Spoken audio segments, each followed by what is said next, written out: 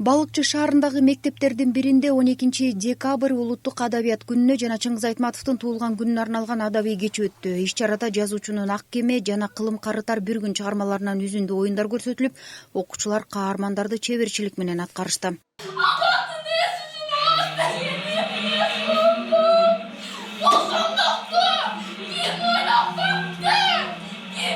Бүгүн 12 декабрь биздин залкар жазуучубуз Чыңгыз Айтматовдун туулган күнү. Ушуга карата биздин мектебибизде чоң иш-чара өтүп жатат. Бул иш-чарада мен Найман эненин ролун аткарам. Биздин жазуучубуз 200 тилге которулган жана биз жазуучубуз менен абдан суктанабыз жана сыймыктанабыз.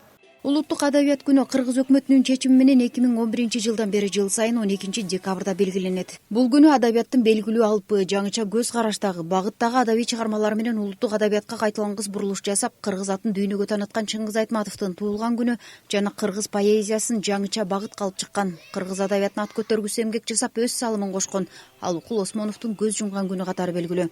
Жаш муундарга анын чыгармаларынын маңызын жеткирүү, улуттук жана дүйнөлүк адабияттагы ордун таанытуу, ошондой эле руханий баалуулуктарды даңазолоо максатында уюштурдук. Иш-чаранын алкагында Айтматовдун чыгармаларынан көркөм окуулар, сахналаштырылган үзүндүлөр, баяндамалар жана көргөзмөлөр уюштурулду. Ошондой эле окуучулардын жана катышуучулардын чыгармачыл иштерине өзгөчө көңүл бурулду. В произведениях которого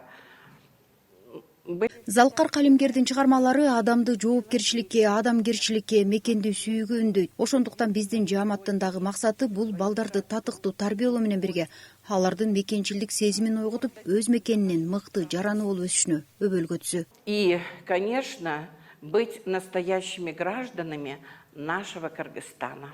Адабият күнүнө карата иш-чаралар Дубандын бардык аймактарында белгиленип, залкарлар эскерилип, спектакльдерден үзүндүлөргө, поэзияга, музыкага басым жасалып, майрамдык маанайда белгиленет.